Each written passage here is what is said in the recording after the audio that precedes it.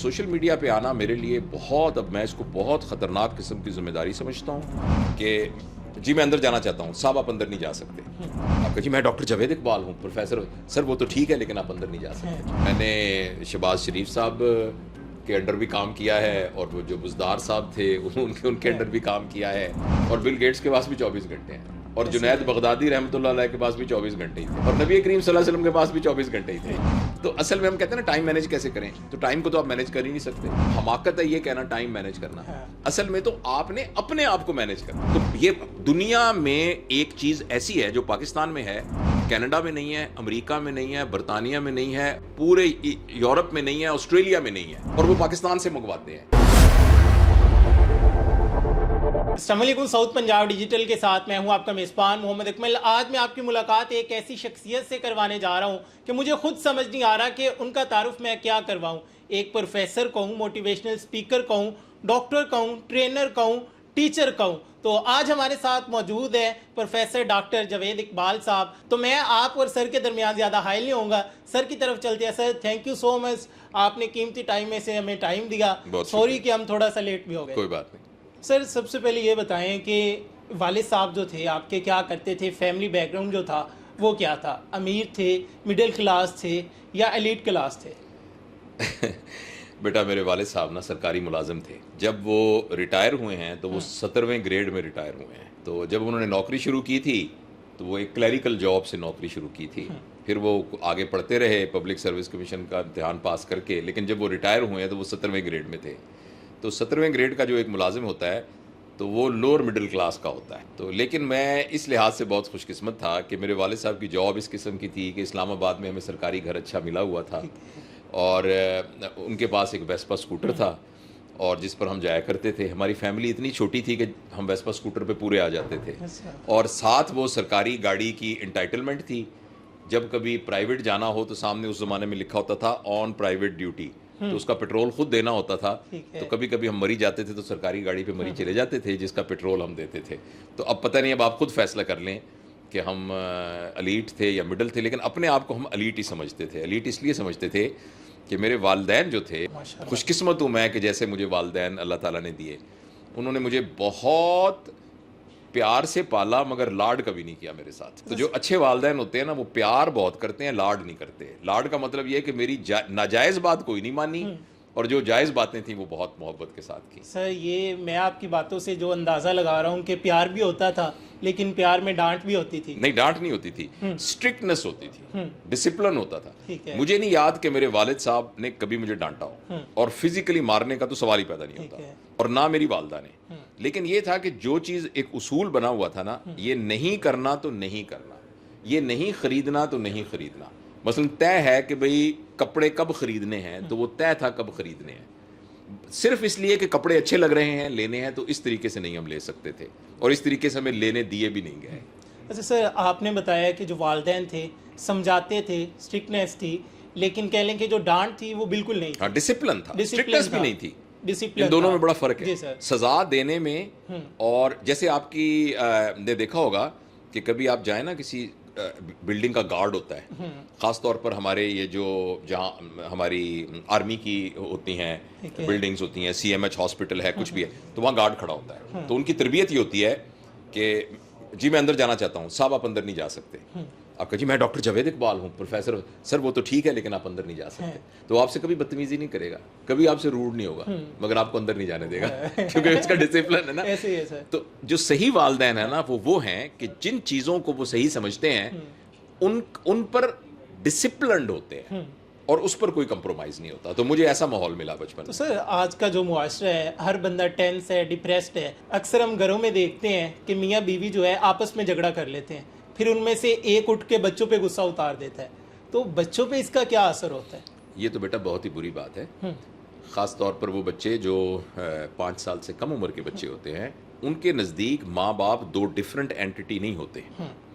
जो साइकोलॉजी है ना बच्चे की 5 साल से कम उम्र में, वो माँ बाप को एक यूनिट के तौर पर परसीव करते हैं। लिहाजा जब माँ बाप के दरमियान कन्फ्लिक्ट होता है तो बच्चे की पर्सनैलिटी स्प्लिट हो जाती है। बच्चे को समझ नहीं होता कि इनमें से कौन सही है कौन गलत है, जिसके नतीजे में बच्चे में एक फिनोमेना क्रिएट होता है कि बच्चा اس کو ٹیکنیکلی کہتے ہیں گڈ کاپ بیڈ کاپ. فرض کریں والد گھر میں سختی کر رہا ہے تو بچہ والد کو بیڈ کاپ کی طرح پرسیو کرنا شروع کر دیتا ہے اور ماں کو گڈ کاپ کی طرح پرسیو کرنا, اور اس کی وجہ سے اس کے اندر ایک اور نفسیاتی تبدیلی آتی ہے کہ وہ مینوپولیٹو ہو جاتا ہے, وہ گڈ کاپ کو یوز کر کے بیڈ کاپ کو مینوپولیٹ کرنا شروع کر دیتا ہے. تو اس لیے یہ تو بہت سمجھنے کی ضرورت ہے, اور آپ کے دیکھنے والوں میں سے جن کے بچے چھوٹے ہیں پلیز اس بات کو ذہن میں رکھ لیں پیرنٹس کہ اگر ان کی کوئی جھگڑا کسی بات پہ ڈفرینس آف اوپینین ہے تو وہ کمرے میں بیٹھ کے اکیلے سارٹ آؤٹ کریں, مگر بچے کے سامنے ماں باپ کی ایک ہی رائے ہونی چاہیے. سر ڈاکٹر بننا آپ کی خواہش تھی, والدین کی تھی؟ بس بیٹا جس زمانے میں میں 1976 میں نے میٹرک کیا تھا تو اس زمانے میں آپشنز ہی یہ ہوتی تھیں بچوں کے ذہن میں کہ یا ڈاکٹر بننا ہے یا انجینئر بنانا ہے یا آرٹس کے سبجیکٹس میں جانا ہے, اور جو ذرا زیادہ اچھے اسٹوڈنٹ ہوتے تھے جو آرٹس میں جاتے تھے وہ ان کے ذہن میں ہوتا تھا وہ CSS کریں گے یا لاء پڑھیں گے. تو میں بایولوجی رکھ لی, تو میٹرک میں نے ٹاپ کیا تھا اسکول میں, پھر میں کالج میں چلا گیا, کالج میں جب FSC بایولوجی رکھ لی تو نمبر اتنے اچھے آ گئے کہ داخلہ ہو گیا بس. سر میں نے وہ آپ کا ایک پروگرام سنا ہے, پوڈ کاسٹ تھا, اس میں آپ بتا رہے ہیں کہ میرا سوشل میڈیا پر آنا بڑا حادثاتی تھا کہ مجھے بچے نے اس طرح گائیڈ کیا کہ ایک پلیٹ فارم ہوتے ہیں, ویڈیو بناتے ہیں, اس پہ لگاتے ہیں, تھمنے لگاتے ہیں, وہ کیا کہانی تھی ذرا ہمارے دیکھنے والوں کو بس ایسے ہی میں پرنسپل تھا قائد اعظم میڈیکل کالج کا, تو ہمارے جو میرے PA تھے تو ہمارا دوست ہی تھا, ینگ لڑکا تھا, تو اس نے میری ایک ویڈیو تھی ایک لیکچر کی وہ ریکارڈ کر کے مجھے اس نے کہا کہ جی اس کو آپ ایک سوشل میڈیا پہ لگا دیں اس طریقے سے. مجھے اس وقت تک اس کا اندازہ نہیں تھا. وہ جب یوٹیوب پہ لگی تو وہ ابھی بھی آپ لکھیں لرننگ ہاؤ ٹو لرن تو اس پہ کوئی 12 یا 13 ملین ویوز ہیں اس ایک ویڈیو کے اوپر. تو حالانکہ وہ پروفیشنل لیکچر تھا 59 منٹ کا, جو کہ فرسٹ ایئر MBBS آتی ہے, تو اس کا انٹرویو لیا, ان کے ساتھ پرنسپل بات کرتا ہے, تو اور تھا بھی انگلش کے اندر, مطلب تھوڑے سے اردو کے 10% اردو کے الفاظ ہوں گے, پر لیکن پتہ نہیں اس میں کوئی ایسی خاص بات تھی کہ وہ 200 سبسکرپشن سے 36,000 سبسکرپشن 5 دن میں ہو گئی. سر وہ کہتے ہیں نا جب کرم ہوتا ہے تو بات بن جاتی ہے. بس ایسے ہی ہو گیا آج. سر سوشل میڈیا پر آنے کے بعد آپ کی پرسنالٹی میں کچھ چینجز آئے ہیں؟ بیٹا شروع میں تو ایسے لگتا تھا کہ یہ بڑا پریویلیج ہے, لوگ پہچاننا شروع کر دیتے ہیں. آپ اسٹیشن پہ گئے, لوگوں نے پہچان لیا, جہاز پہ جا رہے ہیں تو ایئرپورٹ پہ لوگوں نے کہا السلام علیکم جی, السلام علیکم, یہ ڈاکٹر جاوید ہیں.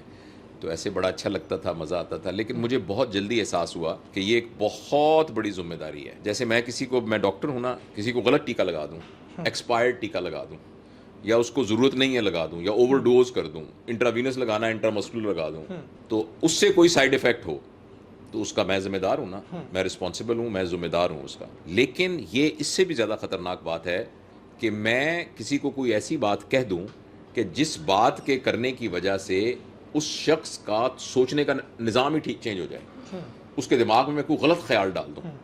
اور ایسا بھی ہو سکتا ہے کہ میں بات کرتے وقت میری وہ نیت نہ ہو, مگر اس کا یہ رزلٹ ہو جو کہ میں نے فورسی نہ کیا ہو. تو میں تو اس بات سے بہت ڈرتا ہوں. اور میں نے پچھلے دنوں ہمارے ایک بزرگ تھے, ان کا ایک بہت پرانا بیان سنا, نشتر کی مسجد کے خطیب تھے مولانا اسلم صاحب رحمۃ اللہ. انہوں نے کہا کہ ہر بندہ جو ممبر پر بیٹھا ہے وہ اس بات پر خبردار ہو جائے کہ آخرت میں اس سے سوال کیا جائے گا کہ جو بات اس نے کی ہے وہ کس نیت سے کی ہے, جو بات کی ہے اس کا مقصد کیا ہے.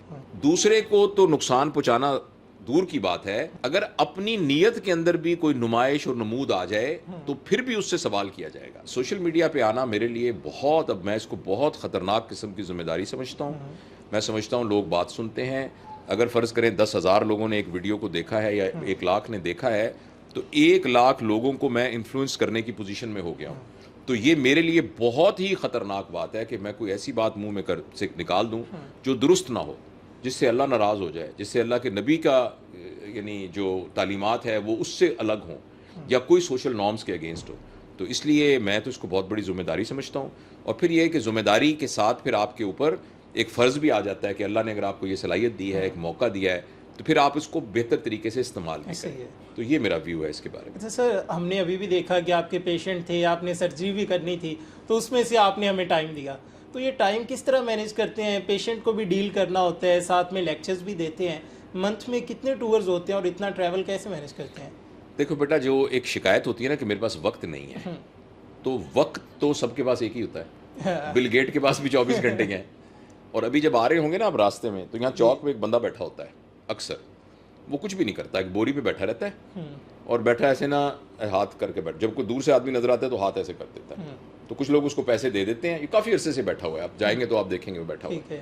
اس کے پاس بھی 24 گھنٹے ہی ہیں, اور بل گیٹس کے پاس بھی 24 گھنٹے ہیں, اور جنید بغدادی رحمۃ اللہ علیہ کے پاس بھی 24 گھنٹے ہی تھے, اور نبی کریم صلی اللہ علیہ وسلم کے پاس بھی 24 گھنٹے ہی تھے. تو اصل میں ہم کہتے ہیں نا ٹائم مینیج کیسے کریں, تو ٹائم کو تو آپ مینیج کر ہی نہیں سکتے, حماقت ہے یہ کہنا ٹائم مینیج کرنا. اصل میں تو آپ نے اپنے آپ کو مینیج کرنا ہے. Time management is a wrong word. اصل چیز ہے کہ آپ نے اپنی پرائورٹیز کو کیسے مینیج کرنا ہے.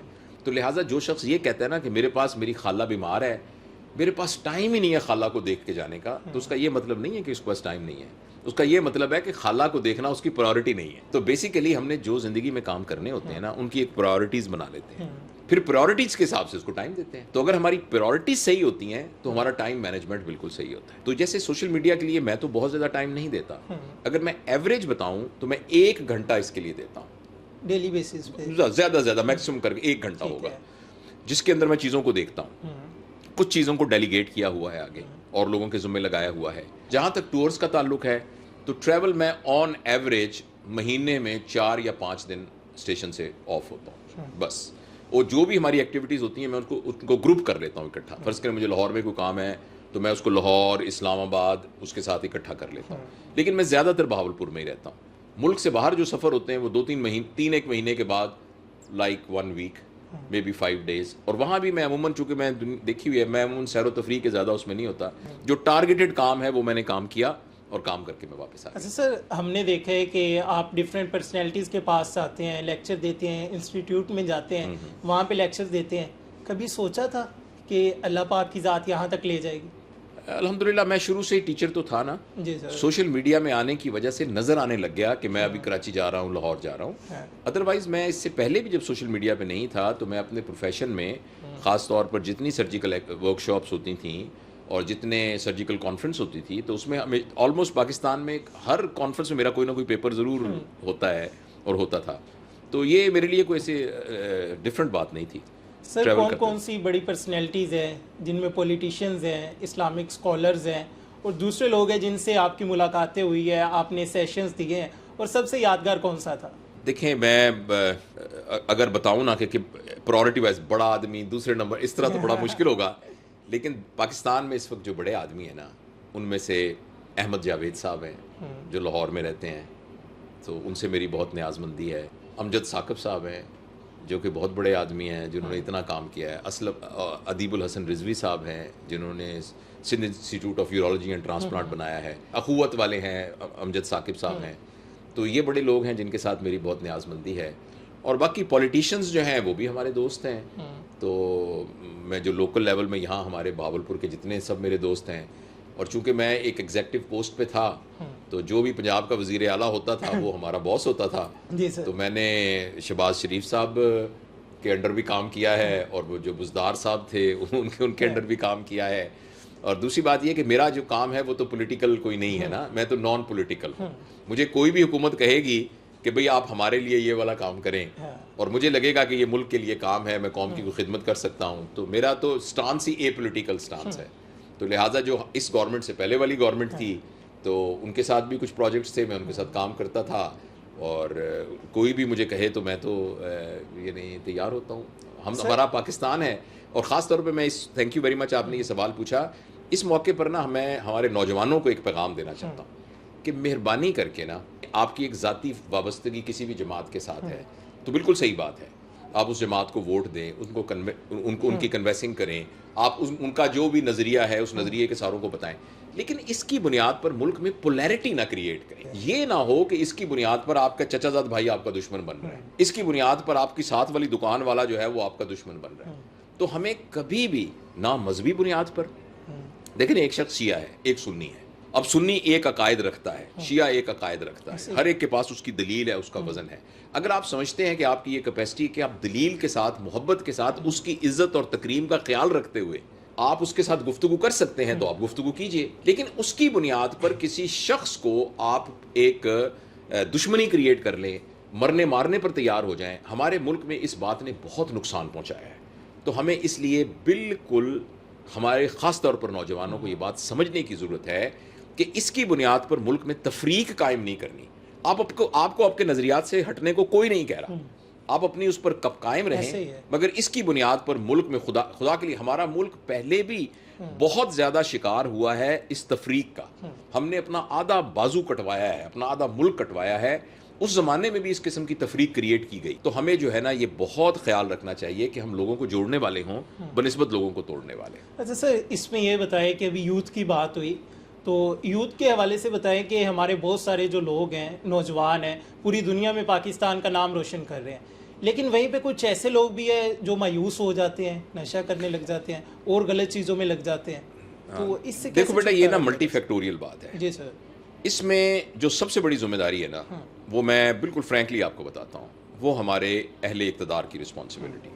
جو ایک ریاست اور جو حکومت ہوتی ہے نا, یہ بچوں کی ماں ہوتی ہے. جیسے نا یہ ملک کے رہنے والے تمام لوگوں کی ماں ہوتی ہے, ریاست جیسے ماں ہوتی ہے. اب بچے اگر بگڑ رہے ہیں, ایک بچہ نشے کر رہا ہے, ایک بچہ گلیوں میں آوارہ پھر رہا ہے, ایک بچہ کام ہی نہیں کر رہا, یہ کس کی رسپانسبلٹی کا خیال کرنا؟ باپ سے پوچھیں گے نا کس کی رسپانسبلٹی. تو ہمارے ہاں حکومتی لیول کے اوپر اس طرح کا کوئی کام جس سے ہماری 62% پاپولیشن کو بچایا جائے, وہ کہاں نظر آ رہا ہے آپ کو؟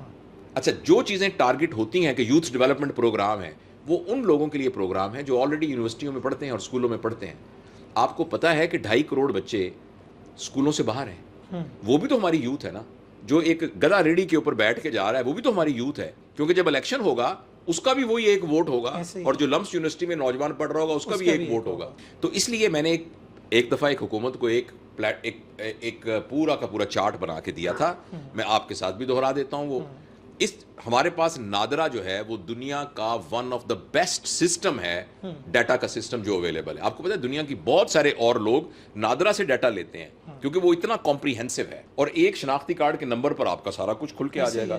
ایک آپ کا انگوٹھے کا نشان لگانے پہ سب ڈیٹا ہے نا. میں آپ کو بہاولپور کی مثال دیتا ہوں. بہاولپور کا جتنا ڈیٹا ہے, ایک کلک پہ پتہ لگ جائے گا نا کہ بہاولپور میں 18 سال سے 35 سال کے کتنے نوجوان ہیں. ایک کالم بنا لے کہ 18 سے 35 سال کے کتنے ہیں. ایک اور کالم بن جائے جس میں یہ بن جائے کہ اس میں سے کتنے بے روزگار ہیں, کتنے روزگار پر ہیں. آپ کے پاس کالم بن جائے گا. اس کے بعد ایک اور کالم بنا لیں کہ جو بے روزگار ہیں ان کی سکل کیا ہے. تو مین سکل بنے گا انسکلڈ ورکر, کہ کوئی سکل نہیں ہے. کچھ کا آئے گا کاروں کا مکینک, کچھ کا آئے گا ڈسپینسر کا کورس کیا ہوا ہے, کچھ کا آئے گا یہ کھانا پکانے کا کام جانتے ہیں. ایک پورا کا پورا آ جائے گا. ایسے ہی ہے. اچھا, اب ہمیں پتہ لگ جائے گا کہ بہاولپور میں اس وقت فار ایگزامپل 50,000 لوگ بے روزگار ہیں اور ان کا یہ کام ہے. اب بہاولپور کے کمشنر کو کہا جائے کہ ان لوگوں کا کوئی بندوبست کریں. وہ بندوبست کیا کرنا ہے؟ جس وقت درختوں کی شجرکاری کی مہم کرنی ہے, وہ جو انسکلڈ ورکر ہیں ان کو ڈیلی ویجز پر اس ڈیٹا میں سے بلا کے ان کو روزگار دے دیں. آپ گورمے بیکری, بڑی بڑی جو بیکریز ہیں, ان کو کہیں کہ بہاولپور میں ہم آپ کو 2 کنال زمین فری دیتے ہیں, سرکاری زمین, یہاں آپ اپنا ایک ہوٹل کمائیں اور اس میں وہ بندے جو کھانا پکانے کا کام کرتے ہیں ان کو وہاں جاب دیں. ٹھیک ہے. جو پتہ لگا 200 بندے موٹر مکینک والے ہیں, ہونڈا, سوزوکی, ٹویٹا اور کیا, ان کو کہا جائے کہ ہم 2 کنال زمین آپ کو 5 سال کے لیے فری دے رہے ہیں, لیکن شرط یہ ہے کہ ان لوگوں کو اپنے یہاں جاب دیں, اور اگر ان کی کیپیسٹی نہیں ہے تو ان کی کیپیسٹی بلڈنگ بھی کریں.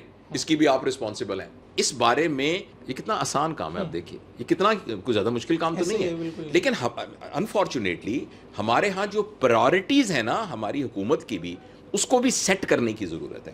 تو یہ دنیا میں ایک چیز ایسی ہے جو پاکستان میں ہے, کینیڈا میں نہیں ہے, امریکہ میں نہیں ہے, برطانیہ میں نہیں ہے, پورے یورپ میں نہیں ہے, آسٹریلیا میں نہیں ہے, اور وہ پاکستان سے منگواتے ہیں, اور وہ ہے انسان, اور وہ انسان یہاں سے جانا بھی چاہتے ہیں. ان انسانی دولت کو آرگنائز کر کے چینلائز کرنا یہ حکومت کی رسپانسبلٹی.